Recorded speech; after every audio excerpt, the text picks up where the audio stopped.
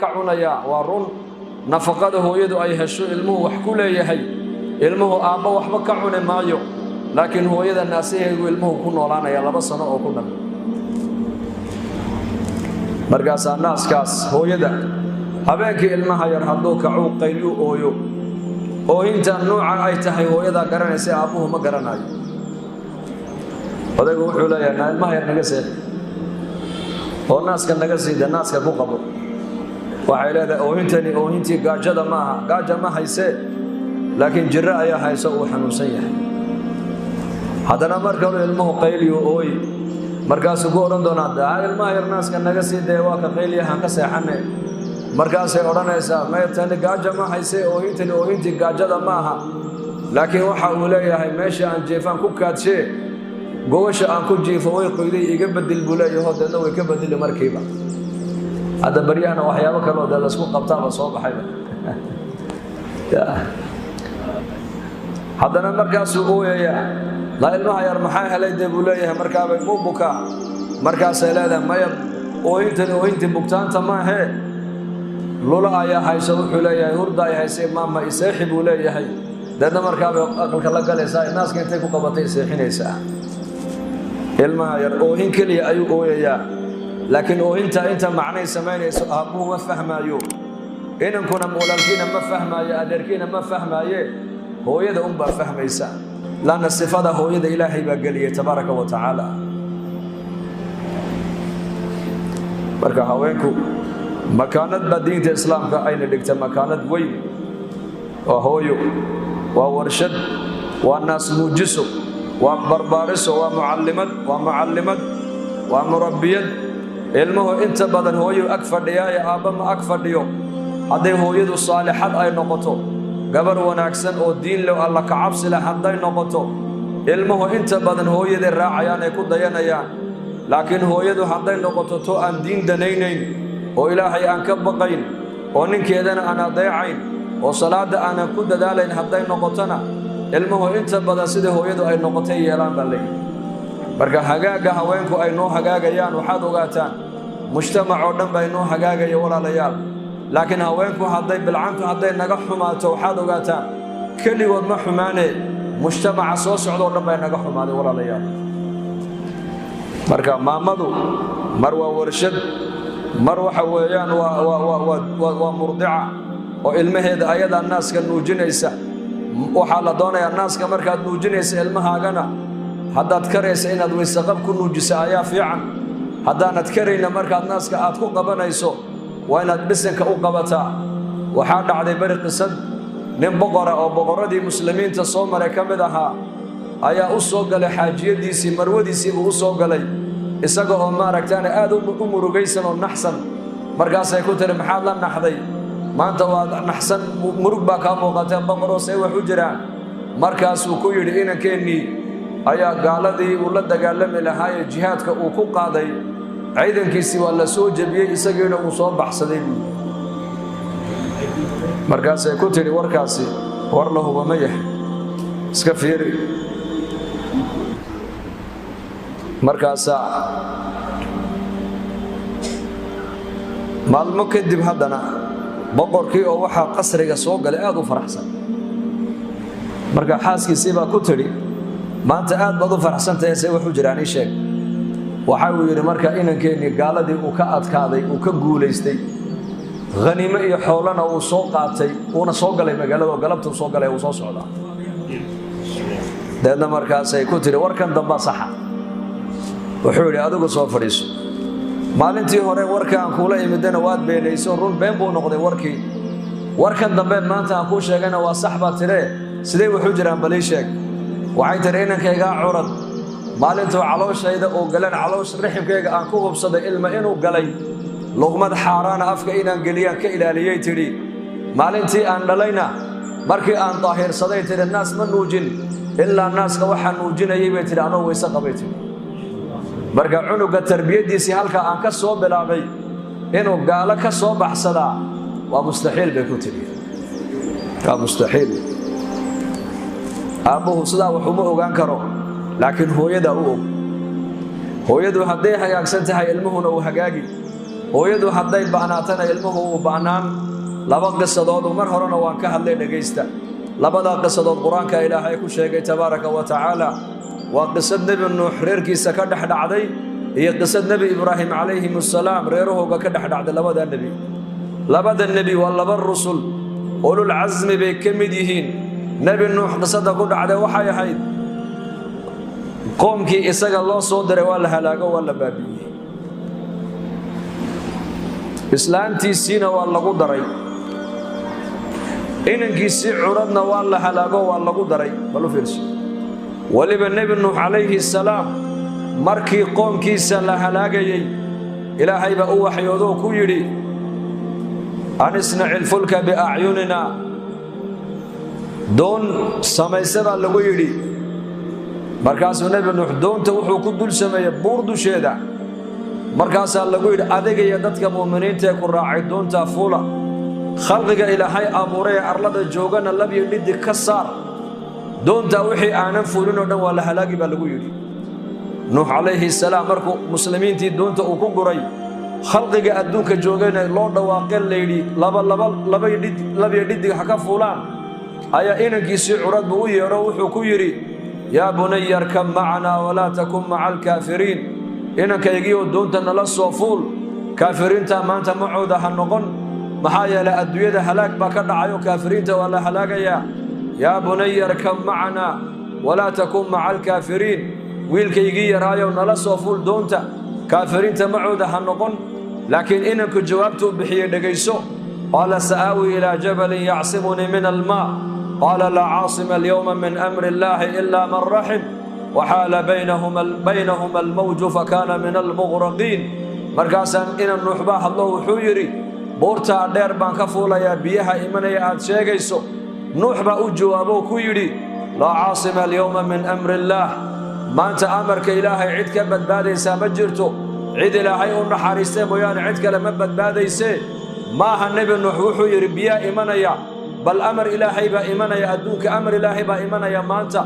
عدي إلهي أن حريستا أمرك كبد بعد يسي أنا وحانت أغين بان أغاهي بكويري دونتا إلى الصوفول بكويري ولا تكون مع كافرين تمعودها النقل أيكو مركا وضح الله أيا بيه موجكي هيرركي بيها نحمر الضوفانكي دين إنكي سيوقر قوموها لكي بكوها الأكسمي نبنو حمركو أركا إنكي سيئو لها لاقي إلهي مبريو وحيري ونادى نوح ربه قال رب ابني من أهلي وإن وعدك الحق وأنت أحكم الحاكمين قال يا نوح إنه ليس من أهلك إنه عمل غير صالح فلا تسألني ما ليس لك به علم إني أعظك أن تكون من الجاهلين نبي نوح بالله وحيودون لغيري يا نوح كان أهلك كمد ما هم بالغيري عمل قيس موناك سنين وموناك سن محل وجيدا إلهك أبوريك صدرتي مر رمينين أدينا شريعة هذه دين هذه النبي ماذا مر رمينين مركا أهل كاكا كان كمد ما هنا بالغيري وحنا ذوقوني علم أولى هين هي ويدين بإلى هي كيري سيدي باين كيس مركا لغوها لاقي قصدي واتاس أبو أي عنقيس وقوي يا إنه بدباديو وعنقين يسكدي دنيا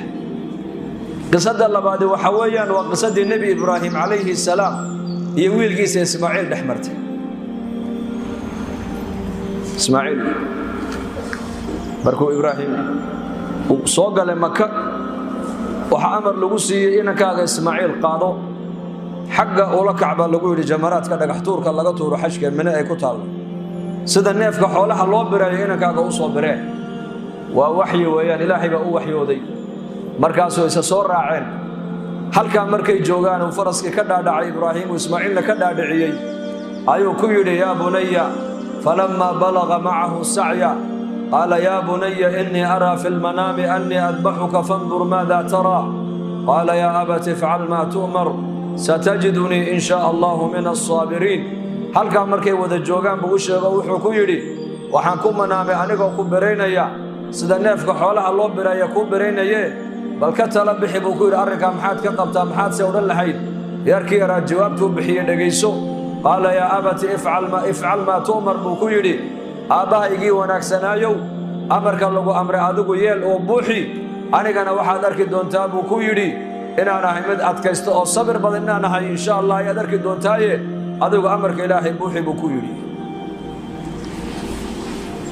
kii hore nuux inankiisa wuxuu ugu yeedhayay inuu badbaadiyo waa iska diiday ibraahim calayhi salaam inankiisa wuxuu ugu yeedhay inuu gowraco uu sida neefka xoolaha loo bireeyo uu u bireeyo ugu yeedhay uu yeelo wuxuu ku yidhi aabba amarka ilaahay buuxi anigana waxaad i heli doontaa inaan ahay mid adkaysto sabir badane waxaa la yidhi maxaa labada ubad u dhaxeeya labada ubad maaha farqigu waxa weeyaan waa labada hooye labada ubad kala dhashay weeyaan farqigu nuuxna waxaa dhashay islaan gaalnimadeeda qarsanaysay oo mushrikad ahayd oo ilaahay aanan aaminsanayn oo nebi nuux dacwadiisa iyo risaaladiisana ka hor jeeday ayaa wiilka nuuxna u tarbiyadaysay ibraahimna waxaa u tarbiyadaysay inankiisa ismaaciil waxaa u tarbiyadaysay haajara u tarbiyadaysay hooyo markii ibraahim uu cidlo kaga dhaqaaqay tidhi ma amar ilaahay baad nagaga tegtay markaasuu ku yidhi haa markaabay tidhi ilaahay nama dayacaya iska soco hooyo ilaahay ku xidhan baa kana barbaarisoo tarbiyadaysay ka kalena waxaa tarbiyadaysay hooyo ilaahay aan aaminsanayn nebigana aan aaminsanayn baa tarbiyadaysay marka haweenow dhegaysta haddaad doonaysaan ubadku inay noo hagaagaan idinku hagaaga haddii aad doonaysaan ubadku inay naga xumaadaan gabdhuhu dee markay xumaadaan ubadkooguna way xumaanayaan ogaada limaada lianna mujtamaca waxa ay ku fadhiya waa ininka weeyaan dugsiga ilmo kasta uu ka soo baxayo hadduu sheekh yahay hadduu shariif yahay hadduu madax yahay hadduu faqiir yahay hadduu qani yahay hadduu dhakhtar yahay hadduu injineer yahay waxaa dad maanta magaalada dhex socdo oo dhan mid aynan hooye korinin ma jiro mid aynan hooye tarbiyadaynin ma jiro mid aynan hooye maaragtaane dhabtiisa ku qabani ma jiro hagaagga aad hagaagtaan haweenow mujtamacoo dhan baa inoogu hagaagaya xumaanta ama ba'naanta bilcantu ay naga ba'naato waxaad ogaataan mujtamacoo dhan bay naga xumanaya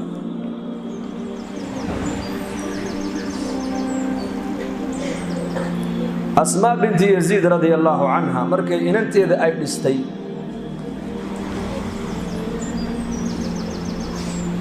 leylatu zafaaf habeenkii inanteeda ay hoynaysay dardaaran cajiibay siisay waxay ku tiri cushkii yaraayaad ku jirtay waad ka baxday ku tiri yani cushku waa aqalka shimbirta xush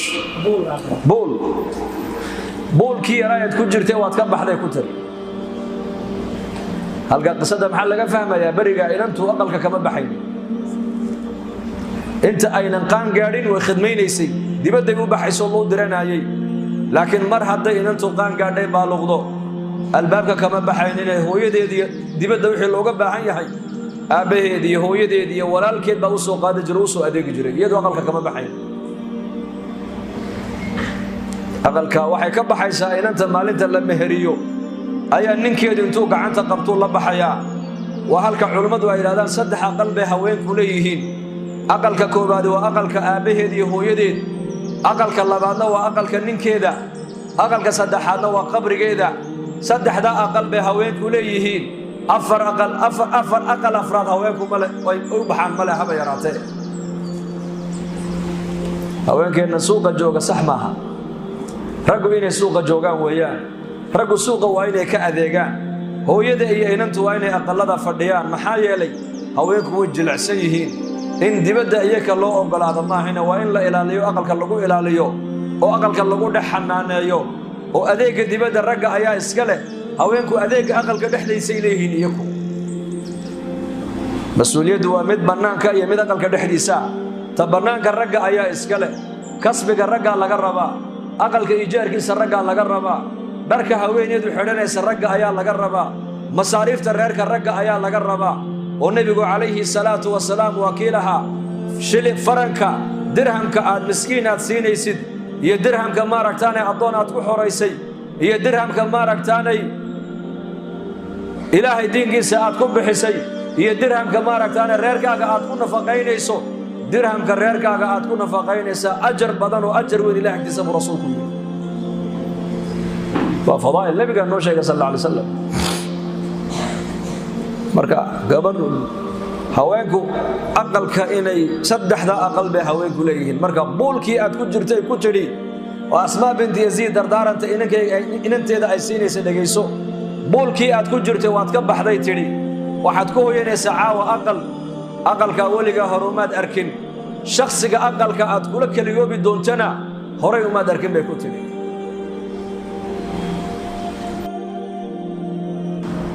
shakhsiga aqalka caawa aad kula kaliyoobi doonto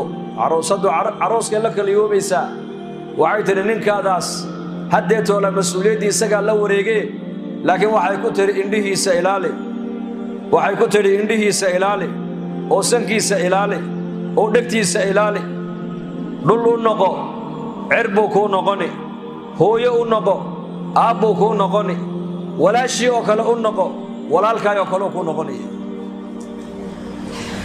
hooyo u noqo sida hooyadu ilmaha ugu naxariisato ninkaaga haddaad ugu naxariisato sida aabbuhu ilmihiisa ugu damqado uu u biiliyo u dhaqaalayo isaguna kuu dhaqaalayn walaashii oo kale u noqo walaalkeeda way jeceshahay sida walaashu ay walaalkeed u jeceshahay u ilaalinayso haddaad u ilaalisa ninkaada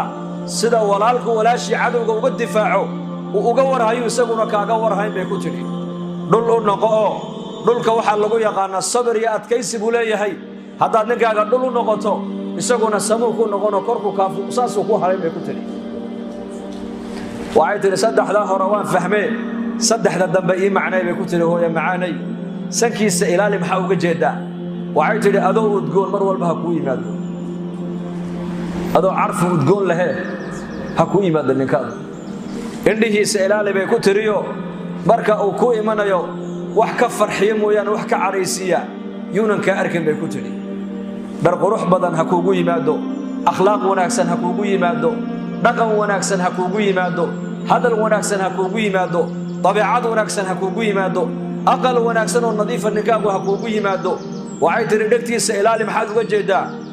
hadal xun weligay ninkaadu inuu kaa maqlin waa taa jaamacaddu aqalku waa jaamacad hooyadu waa murabbiyad hooyadu mar waa mucallimad hooyadu mar waa warshad hooyadu mar waa murdica oo naaska ilmaha nuujinaysa hooyadu 20 ubada intay dhex fadhiisato ayay mid walba raali gelin sifada raggu ma leh laakiin haweenka sifada iska leh raggu ilmo kaliya ma hayn karaan laakiin waxay hayn karaan mataqana haweenku 20 ubaday haweenaydu intay dhex fadhiisato ka bukana dawadaysiin ka gaajoonaya cunadaysiin ka dharka u baahan dharkay ka badili ka isku kaadsa kaadada ka biini maca dalika haddana odaygiiyo hurdana quraac iyo biyaha iyo shaahay u diyaarin iyadoo sooman walibana ay intaasoo dhan maalintii qado u karin waa yar daadii lagu soomay iyagu ma gaadhin waa 2 jir waa 3 jir waa 4 jir waa 5 jir waa 7 jir waa 8 jir mid walba quraacii bay siinaysaa qadadii bay siinaysaa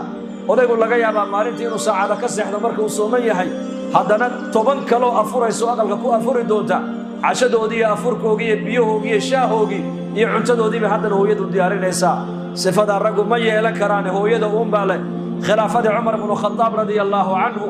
ayaa nin bay xaaskiisu hadal adag ay ku tidhi dana ninkii baa yidhi Cumar ibn Khattab haweeneydan wixii laga yeeli lahaa ka talageli oo kala tasho dana markaas uu yimid Cumar ibn Khattab isaga laftigiisa aqalka dhexdeeda lagu haysto la canaananayo markaas uu ninkii banaanku ka maqlay Cumar oo laftigiisa la haystaba wuxuu adiga hadalkii lagu lahaa waa fududaaye hadalka Cumar lagu leeyahay culayskiisa baleeg buu Cumar bay balaaya haysataaye ta adiga ku haysataaba la qaato ta Cumar haysta waa culays batiisu ayar buu iska noqday baa leeyahay ninkii Cumar baa markaa maqlay shanqadhiisii Cumar uu soo baxay ninkoo sii socdo arkay oo u yeeray war kaale maxaad doonaysaa maxaa u socotay ii sheeg wuxuu yiri wixii aan la socdayba wax ka daran adiga ku haystay xarabtay de xaaskaygii baan rabay inaan kaala tashado hadalla aan fiicnayn bay igu tiraada si aan wanaagsanayn bay ila dhaqantaa de markaan arka adiga sida lagu la hadlaayo taydii waxayba noqotay buu sheekad bay noqotay marka Umar ibn Khattab ayaa ku yiri sida aniga layla hadlay mad maqlaysa ha waan maqlaayay wuxuu dhageyso fariiso saddex dab oo raggu aynan hayn karin bay dumarku naga hayaan shahwada raggu waa dab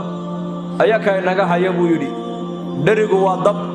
ayakaa dheriga inoo kariyo raashinka inoo kariya ubadka hayntooduna waa dab innakuma hayn karnay ayakaa haya marka maalin markay nagu yar qayliyaan ee nagu qarxaan